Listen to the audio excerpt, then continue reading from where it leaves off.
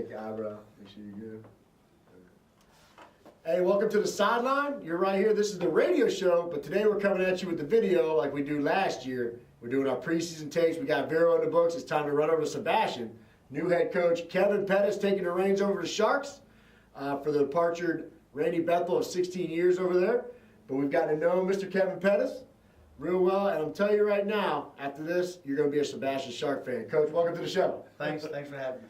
Now, we were talking off air, and don't punch me now, this is on video. You're from Wheelie Wally, Florida. We were Hitchcock, Florida. Exactly. Say he that gets it 3 wrong times again, fast. and it ain't going to be a punch in the shoulder. It'll be right in the kisser. So there you go. That's where he comes from. You had some stays, big stays at DeLand High School. You ran that football program. You were over at Dr. Phillips. That's right. And then the one in Georgia, I'm sorry, what was the name? Pacelli Catholic. See, I didn't want to say it wrong. Yes, a private school.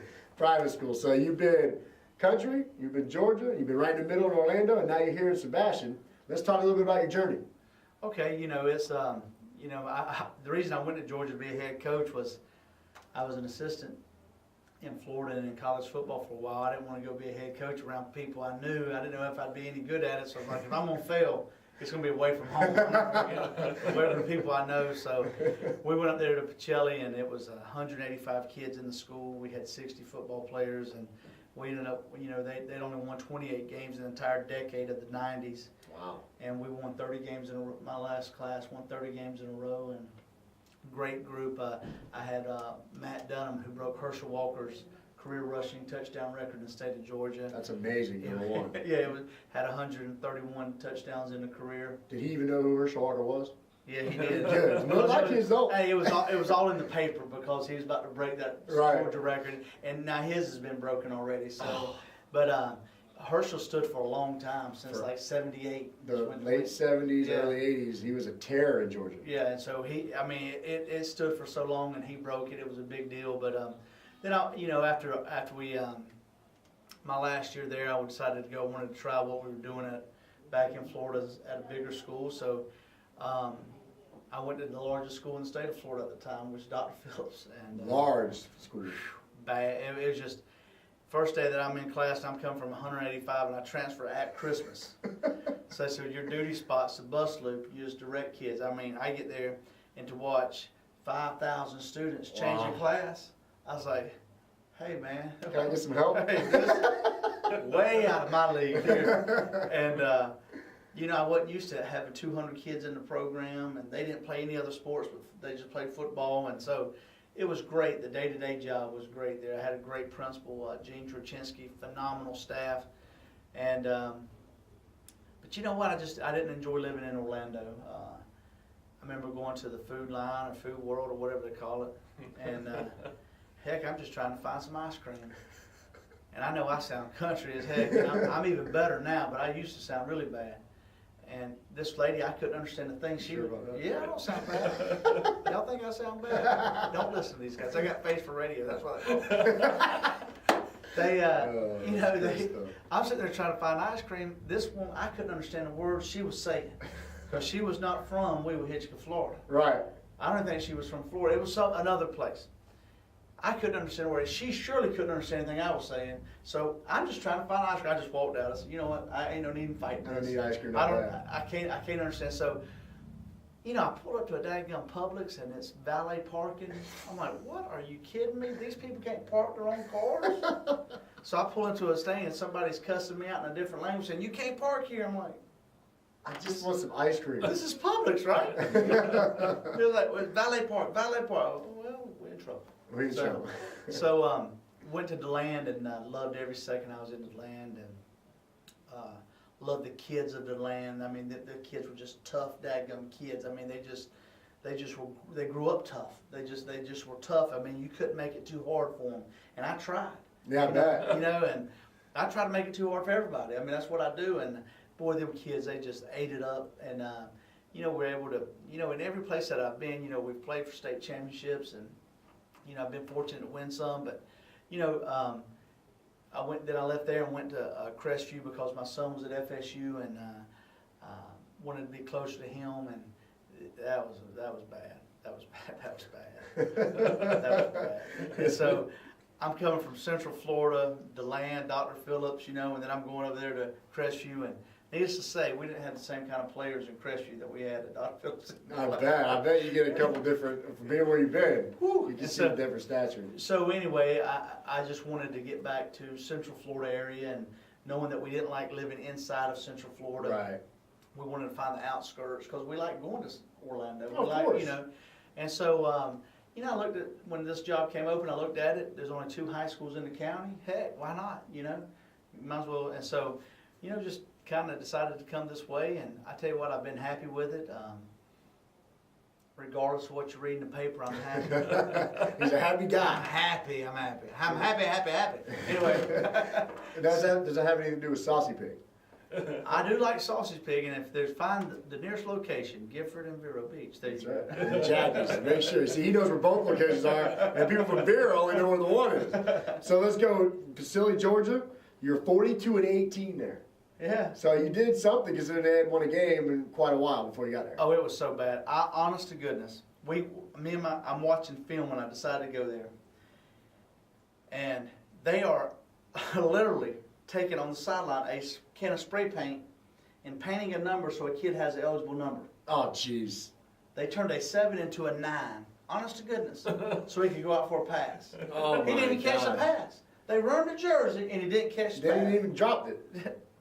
And it would drop. So, yeah, we won a lot of football games there. We got there, you know, and that team won 30 games in a row, and it was Wow. just unbelievable. Great atmosphere, small town. I mean, not some big town, but you know, we built a program in such a way that at that time Shaw High School was playing for state championships and Hardaway. And what we were doing is we were just built a program, and we were getting everybody's backup. That's it. You know, they were like, heck, if I'm gonna come here and be a backup, I I go might there as well and go play. to a Class A school and be the guy. There you go. And so my last year there, we signed 12 kids out of a small class. I mean, we only had 18 seniors, and 12 of them Wow. going to college. And, you know, so that everybody like, shoot, instead of being a backup here, I'm going to go there and play. Right. You know, and so we reap the benefits of that, you know, and, you know, it's like I said on the radio show, you know, when you talk about kids transferring, you know, in this game, you can't complain about a kid transferring if you get kids from transferring. Exactly. You know, so to me, if a kid don't want to play for me at Sebastian, he wants to go play at Vero, go play at Vero. I don't care. I mean, it really don't matter to me. You know, as long as the rules are followed and everything's doing right, I'm good with it. But my deal is this. I mean, I've gotten more than I've lost in my career. Right. You know, and Right. you know, as long as the FHSA allows you to go where you want to go, I mean, I believe in school choice. I mean, you know, we're sitting there looking at school grades before we came on here. Yeah, I'm you're like, right. I'm like, hey, I don't want my kid to go to a school that don't have a, you know, A or School B. rating in the Right. A-B area. Right. No, So that's apparent. that's my parent. That's my Yeah. prerogative as a parent. You know. So, you know, it was. But Pacelli was a great deal, and you know, I didn't realize how good I had it. If I could go back in time and not be ambitious, I'd have kept my butt sitting there winning 9. I remember we had, you know, 3 10-0 years there in regular season. And I remember leaving there thinking, you know what? If we'd have lost a game, we'd have done better in the playoffs. You know what I'm saying? Yeah. And Most coaches say that. but let me tell you something. Trust me. I wish I could go back and slap myself for thinking that. Because I said that at a clinic one time, and one of the old coaches, Bud O'Hara, who's been a coach instead for a long time, I was speaking at the Nike clinic, and I said that. I said, hey man, I wish I lost a game. Right. He came to me and said, son, don't ever talk ill of them. Them 10-0s are hard to come by. You're right. You take them when you can get them. You know when the last time I had a 10-0, all the great teams had a DP and DeLand and all that. My Pacelli? last year at Pacelli. No way. That's amazing. Dude, I'm telling you, it's hard to come by. I mean, we're at my second year at DeLand. We're looking 10-0 in the mouth. I mean, we were 9-0. Mainland's 9-0 going into the last game of the Mainland's a season. big school. Yeah. Golly, they beat us 21-14. Oh. And they went 10-0. We didn't. And then we played them 2 weeks later in the playoffs, and we beat them 26-0. Wow. So if I had to pick, I'd have picked winning the game that we Of won. course. You know, it's like at Apopka, we played Apopka that year. We played them in the spring.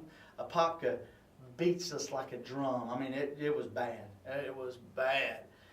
And so we play them in the Final Four, playing for the state championship, North Florida championship, and we beat them 26-6 or It's always 26 nice to to have 7. that second. But we wouldn't have beat them had we not have played them in the Right. and lost to them. So there's some plus and minuses. But I'm gonna tell you something. So I started scheduling tough games. I'm going to go the opposite way. If there's anybody out there in TV land or internet land, if you're a Pop Warner team, if you're even a PAL league, in Orlando or whatever, I wouldn't play the Barber Street Sharks because y'all might be too tough. But anybody else, his team that he's coaching in rec, I'll play them. That's who I want to schedule. You just got to get it done. I just got to get it You done. got to get it done. So you start off with Chile with Dr. Phillips, 26-13 there. Of course, DeLand, we talked about 28-10. If you guys are a high school football fan, then you know the schools he's been naming. Apopka. These guys are big mainly. These are big schools that are always in the semifinals, quarterfinals, or winning state championships. So we've talked about that. Now you're here in Sebastian. You take over. We're not the squad. playing in a pop. You're not going to play Apopka? Or What if not they call really. you? I don't answer my phone. Rick Darlington, you know not to call me.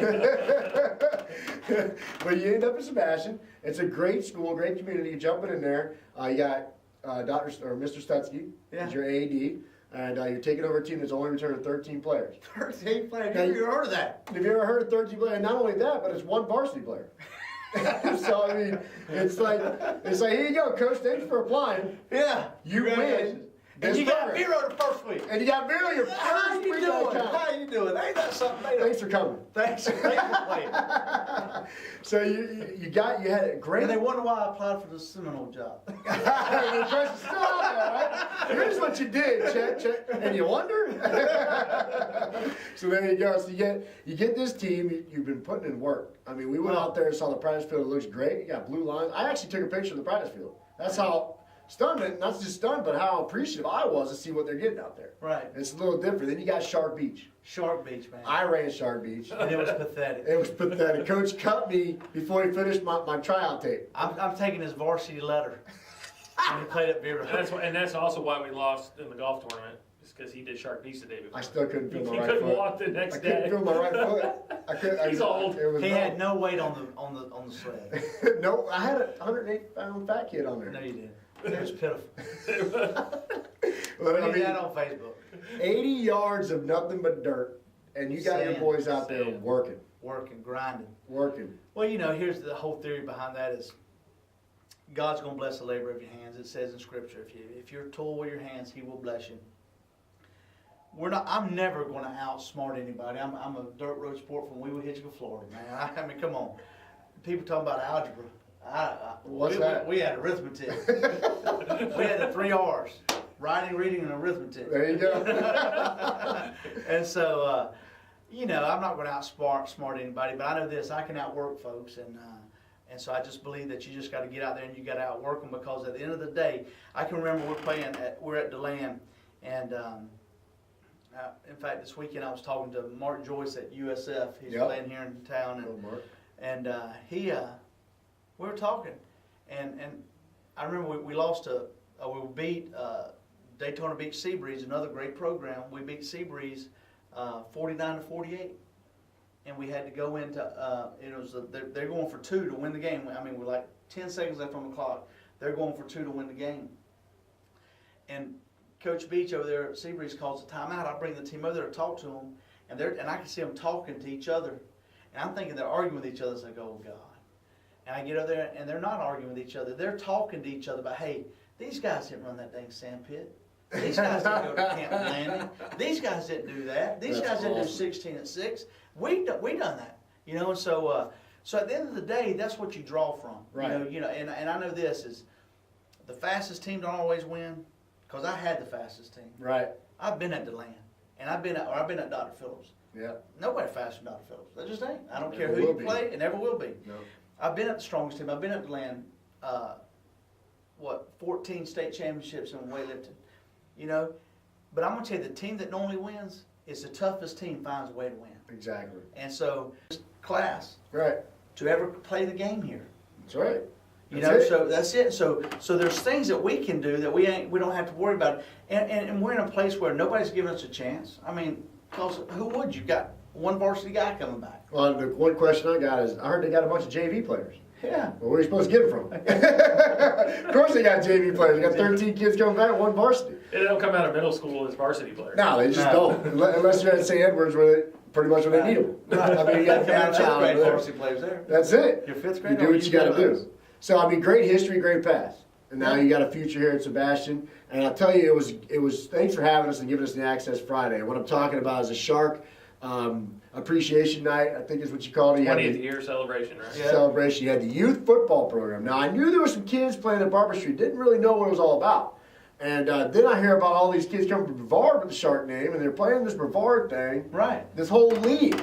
So it was a learning experience for us, and it was just awesome to have you give them a chance to let the community know what they're doing. Right. And so they got to run on the field to the band, and it was a pleasure watching that. And they all stuck around. Everybody got introduced. Every cheerleader. Coaches, the whole nine. It was great. Nice turnout for the stands. You know, you told your players, listen, you know, you got to get this stuff in. You got a chance to play in front of 1,000 people. And you know, they're all looking at you like you're crazy. Well, you had 1,000 people there, if not more. And it was fantastic. Something Sebastian hasn't seen until Kevin Pettis. Well, you know, I know the thing that I think our staff does a good job of in the past at all these other schools is building a community school. Right. You know, getting everybody rowing the boat in the same direction. You know, when we got to Dr. Phillips was awful. I mean, it was the worst you'd ever seen. And so, you know, we went in there and I found who the youth organization people were, and it was Ed Patty, and I said, hey, listen, I want y'all to come and play your games in our stadium. They were playing at TFA, a private school. I said, well, you're not playing at TFA. If you're Dr. Phillips Pop Warner, you're going to play inside of Bill Spoon Stadium and come play there. And so we got them playing there inside. And so then we said, we want everybody to look the same. We want we're going to be, and our slogan there was just be one Panther, because there's the Panther, be one Panther. And so everybody's going to look the same. So we took their helmets and we reconditioned them and made them look just like ours. Everybody used the same logo, the same helmet, and they played in our stadium. And they got to come in there and sit in our field house before they went out. Right. And so they got to use all of our locker room. They got to use everything that we got to use, and we kind of started building it from there. And it was awful. Dr. Phillips was as bad as I'd ever been to when I got there. And so, you know, we kind of got the community behind us, and we started doing stuff like we did here, like going to the 4th of July parades and just making sure that we were out there and being seen. You know, when you're a town like DeLand and Vero and all that, it's pretty easy to be a community school because you know, if you live in the city limits of DeLand, you go to DeLand High School. It don't matter. Right. You know, there ain't no school zone. You know, if you live in the city limits of DeLand, you go to DeLand. And so when you have a place like Sebastian where you draw from so many different other places, and you're at Dr. Phillips where you draw from so many different places, you got to do the things that it takes to become a community school. So that's what we've done. We've gone out to the 4th of July parade and, you know, doing the Meet the Sharks night. And, you know, what we want to do next year is they're actually having their jamboree on that night. Fantastic. Let the kids play a game. Fantastic. And be out there and be in front of 1,000 people, because those kids don't get to play in front of 1,000 people. Absolutely. And be in our locker room. And this year I think we're going to let them play their homecoming game there. Oh, you know, great. But we're trying to get it to where we can get it to where they play every single Saturday at Shark Stadium. Wow. And so get all the helmets looking the same. And did you like the new lids we had? I loved it. You know, everybody's asking me, is that just a spring thing? I'm like, no, I think that's for real. It looks great. I like it. Look good, yeah. Yeah. You know, And that's what I told after Friday too. Is not only teams coming together, they got interest in the community finally. But I said he's got his fingerprints, and I think as a new coach coming out of the area into a new area, you've got to get your fingerprints on it. Yeah. You've got to let them, hey, I'm here, I'm changing things for the better. Right. And you've done it from the costumes, that we like to call them costumes, because, I mean, here in Vero, they got a different costume almost every week. I noticed that. And yeah, Sebastian, you got the helmets changed. I think Lenny should buy us uniforms. Start an online poll. You should, Lenny. You should. So there you go. Got your fingerprints on it, and Lenny knows the thing about that. This is his 3rd year here. He had to do the same thing. And talking about some struggles, you got to come in here into a program that nobody really wanted to help. You're doing it. He come into a program. He wanted to start from. He gutted it. Started inside out. And you guys are both doing the same thing. One kind of did it on his own. One had no other choice. I had no choice. So, I mean, that's a little bit of a difference. Appreciate it, guys. A little bit different. So let's jump into the upcoming season. Right. Speaking of Vero, you got a transfer from there, Sloan Drummond. He stopped by Vero last year. You know, he was a 3rd-string quarterback, learned the system, knew with Dalton Stokes coming back, knew he wasn't going to get an opportunity. Sharks are wide open. Comes over to you. Let's talk about Sloan. Well, yeah, and I didn't know that until after he transferred in. That because he transferred from something Wando place in South Carolina. Carolina, because he left and came back. Yeah. And so he transfers in, and then I found out they played at Vero, and I think Sloan has done a great job. When we got him here, he had some things that he was doing very well, some things that not so well, and so we just had to kind of get him coached up and doing the things that we wanted him to do. And you know what, dadgum, the other night he looked great, threw some balls that, I mean, he can throw the deep ball as good as anybody, and They look pretty. And so we're excited about Sloan. We've increased his 40 time. I tell you what, Joker, since the day he walked on our campus, the first day of summer, he has not missed a single day, not one day. Talk about commitment. Committed, got a great family. They're all there watching, and he's just a good kid, and we're glad to have him in the program, and he's gonna do great things at Sebastian. No matter what type of coach you are, defense, offense, you can preach and everything, but you need a team leader, and no matter what, it's got to start as your signal caller. Yeah, he's got to be the guy, and he's just a good kid. I mean, and to be a leader, especially moving in, kids want to know. I mean, you can't miss days. Right. And that's what I told him, to make this your team. You can't miss a day. First one in, last one out. You got to be that guy. And so, I think Sloan's starting to feel like, it's kind of like I am. Like, I never felt like all of the spring that this was my football team. Because the former coach is on campus with me, and right. who was a consummate professional. Absolutely. He was a professional. He didn't make my transition hard. But he was on campus, and so it never really feels like your team when all the other coaches are there, and you got 3 coaches out there grinding, trying to get it done. And so now it's starting to feel like my team, or it is my team, and I think Sloan's probably feeling the same thing, that it's starting to feel like his offense, It felt that way when we were there Friday and we were talking before the game, and it really felt that way. He felt comfortable. From the first time I met him, he just never felt right. Here in Vero, and now he's over here in Sebastian with you, and he looks comfortable, he looks happy, and it showed on the field. Yeah. And I mean, you guys, if a coach and a quarterback get along all the time, you got a problem. Yeah, well, we don't have to worry about that. You guys had just fast Friday night, so I was like, these guys can get something done this year. Yeah, we don't have to worry about that. And then let's go back to, last year you lose OJ, Octavia Jefferson, what an athlete. Yeah. Nate Pryor, transfer from Vero to Sebastian, he's gone. There's a long list of athletes that are gone. But you have some guys coming up that some people might not know about. Let's talk about Matt Jones. Matt Jones is a special kid. Yes. I've coached a lot of great players, and he's got the opportunity to be as good as anybody I've ever coached. He's got that type of playmaking ability, and he's people that they don't know him, because he's a basketball background, but they don't know that he is he's tough as old Louderknot, man. Tough boy. He don't get hurt. He got popped a couple times. First time I've ever done in my whole career is we stopped practice for an hour and a half to look for hearing aids, because he's 50% deaf in both ears. Isn't that crazy? And so I've never in my whole career had to stop practice, and we're all walking just looking for a hearing aid. I was like, Matt, this is crazy. So now we tape him up. Yeah, So they don't come out. Yeah, you see that? It takes off his head. I was like, Yeah. did he have a head injury? No And idea they're like, what was he's going got on with Yeah. that, and we Yeah. were like, He looks what like the- Sweetness. I thought maybe Walter he did- Payton. Yeah. Yeah, I'm gonna put. What did he put on there? No, that was Jim McMahon. Jimmy McMahon, yeah. We're gonna Don't put talk about Sweetness. We're gonna put Sweetness up there. I tell you, man, it's the funniest thing, it's the damnest thing, if I can say that. Because this is He can't say that.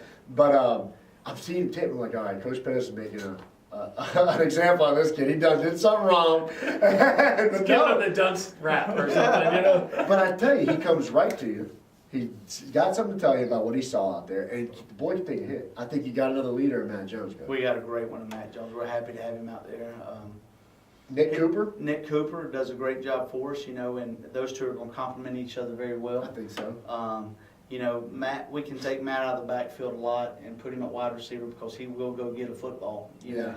And Nick's kind of a grinded out type of kid. Nick. We think Nick can carry the ball 30 times a game. He's a one cut back. He's not going to get in there and juke and jive. He's just going to make his cut, goes where he's supposed to go. And so we're happy with those two. And then you throw Big Zach Finnegan in the mix as a big fullback type kid.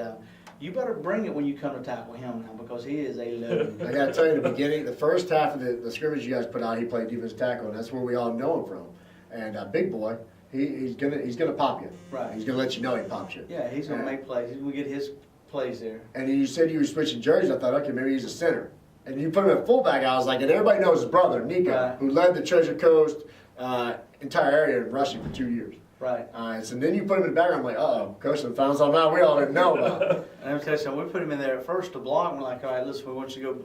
And he was just killing linebackers at practice. I said, you know what, we got to give him a bone. So we let him teach him to run the football a little bit, and he does a good job. It's fabulous to see this team come together. You got Deion Jones that'll play a little both sides for you. Both sides of the ball. He plays wide receiver, quarterback, plus he plays corner. He's a lockdown corner. We love him. Yeah. You know, here's what we talk about losing all those seniors and all that. You know, I love having fast kids. Don't get me wrong. I wish I had 100 of them, just like I did Dr. Phillips. But we got size where we need size up front. We're pretty big. And we got speed where we need speed on the edges.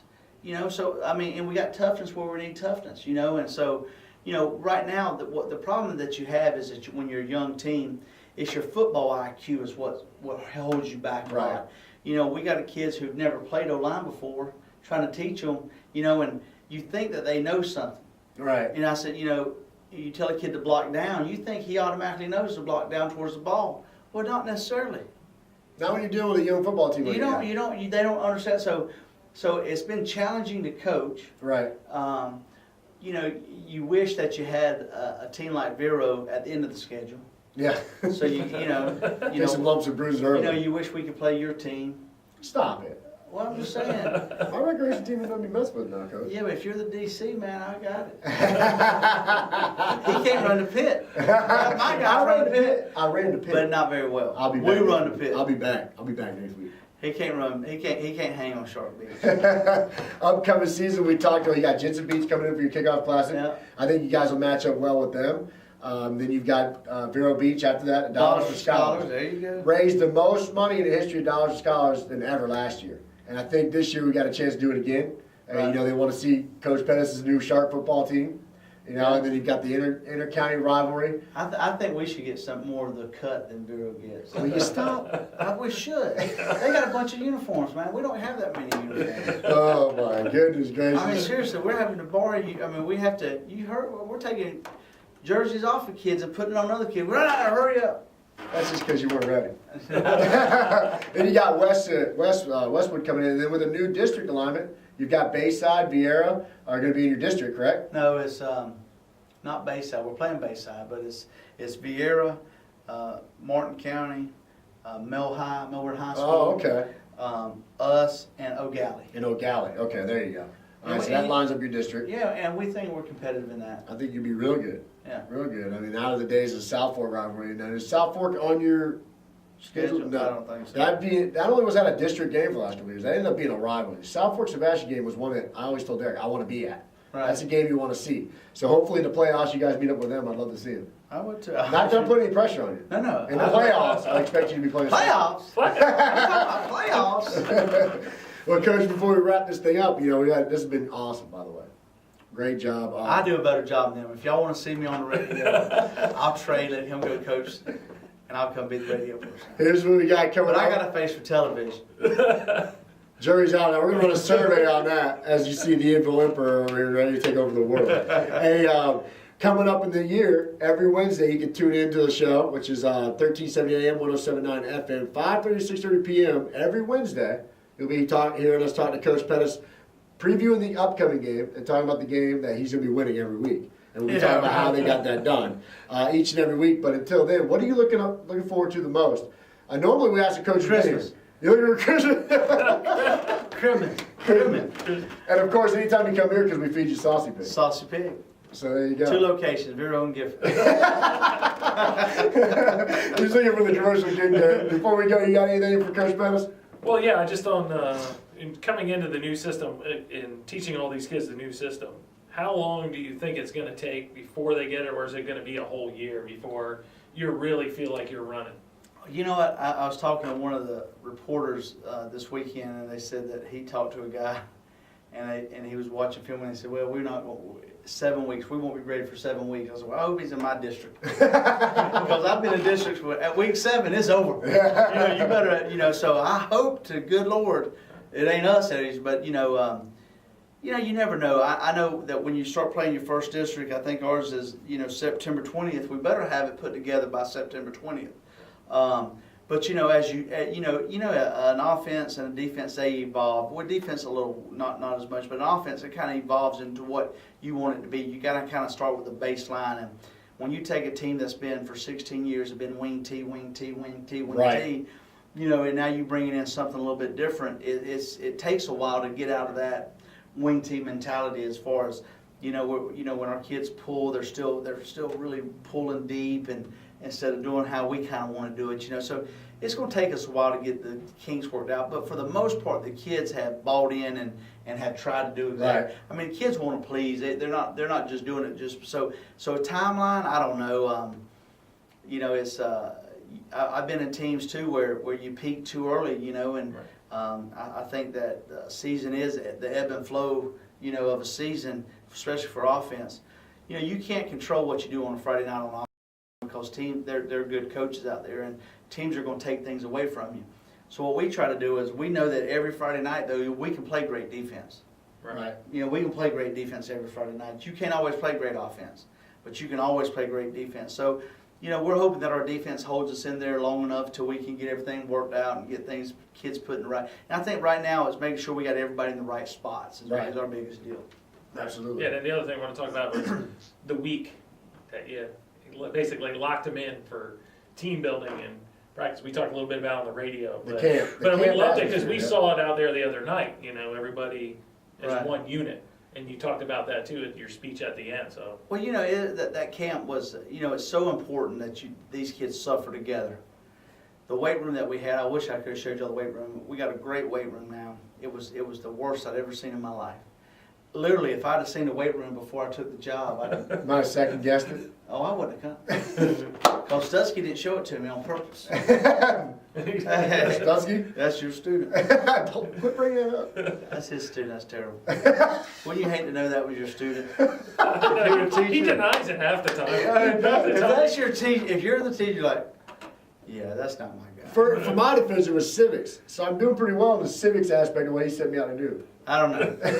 That's for y'all to decide. Online poll. Online poll, there you go. It was a great deal. The camp there, you got to serve together. We work them out together as a team because it means a lot that the kids suffer together and that they triumph together. And the one common enemy, you got to have that. That's a little military deal. You got to have a common enemy. Right. For the esprit de corps.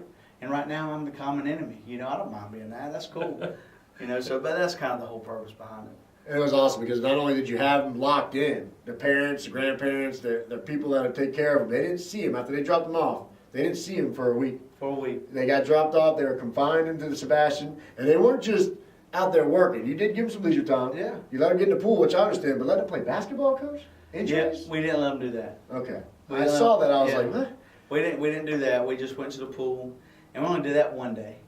One day. Because you had to walk there. And that was rough on Coach. That's a mess right there. Dang. The coach going to the pool, no, it's closed. There's lightning in there. Lightning. They called us out. And then talking about the end of your huddle at the end of the Friday night, the scrimmage and the whole thing there, and you brought them in close. Yeah. And you said, that's not close enough. If you're afraid to get close to them now, then you're not part of the football team. That's right. As a family band, grab each other. And I'll tell you, when I sat there and got that, I got goosebumps because that's the kind of football teams that I grew up playing on. Those are the teams that that will come together. And it's a grind-out game, it's a shootout. They're the ones that are going to rise above. That's right. And so, they got to lean on each other when adversity strikes. And, adversity struck the other night for the offense, adversity struck for the defense, and they hung in there and they kept playing, and it was a good night. Coach Pettis, we're looking forward to the season you're bringing in here. The inaugural season of Coach Kevin Pettis and Sebastian kicks off this Friday night against Jensen Beach. If you don't have anything else going on, and after Vero puts it on Palm Bay, come down and see Sebastian take on Jensen Beach. It's going to be fun. Shark Stadium, get it done. 7 o'clock kickoff, or is it 7:30? 7 o'clock. 7 o'clock kickoff. You're listening to the sideline right here like we do every week. We'll take you in and out of the huddle. We're doing it now. Coach Pettis, thank you. Thank you. Great job, guys. Ready for some football?